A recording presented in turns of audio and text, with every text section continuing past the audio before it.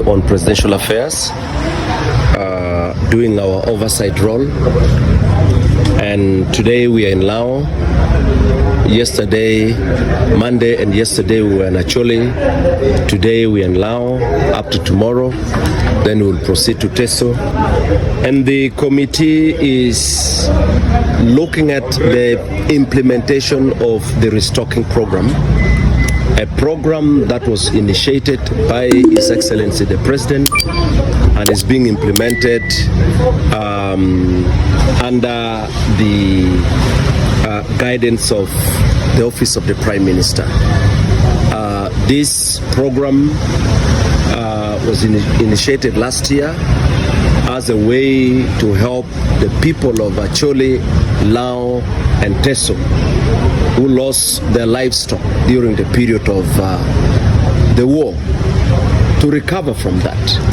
And the President found it fit to have every household in these three sub-regions to have 5 cows given to them, and this is given in monetary terms. It's 5 million shilling per household.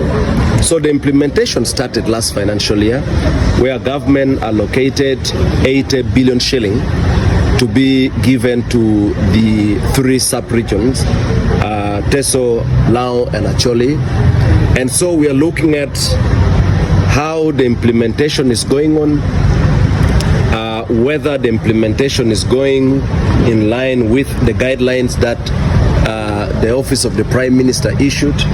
We are looking at how the beneficiaries have been selected, whether the beneficiaries have received the money that have been sent, and if there are those who have not received, what could have contributed to that. And I can tell you from Acholi, where we went yesterday and today in Lao, there are a number of irregularities that we have discovered. We haven't finished with Lao. We have handled about 3-4 districts. We will be able to finish maybe with the other districts in the afternoon and evening. We expect to cover all the districts in Lao, but also we are reaching out to beneficiaries, and we are not going to tell you which beneficiary and where, because sometimes when you say we are going to meet beneficiaries in this area, you will find that probably people have been coached on what to say, or those who were expected to have bought animals will even end up hiring animals to show to the committee. So we are doing it very carefully to really ascertain and assess whether this implementation is going on well. Already there are very sad incidences that we think needs to be taken very seriously. For example, in Gulu City, we found where leaders and the town agents decided to sit and agree to, pick their own people.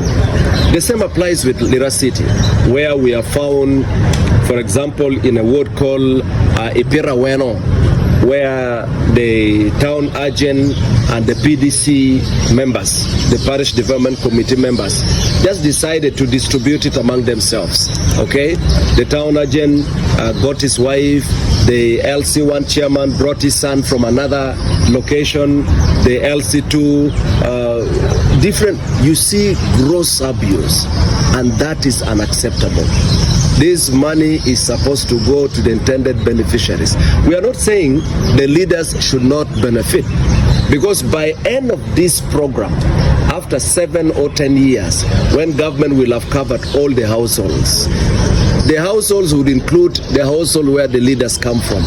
But you see, if you are a leader, for you to benefit, you must have gone through the required processes following the guideline. But you cannot use your position and impose yourself, upon the people and benefit. And so we have referred some of the cases to the police for further investigation, and we expect that the investigators will do a good job so that we get to the bottom of the matter.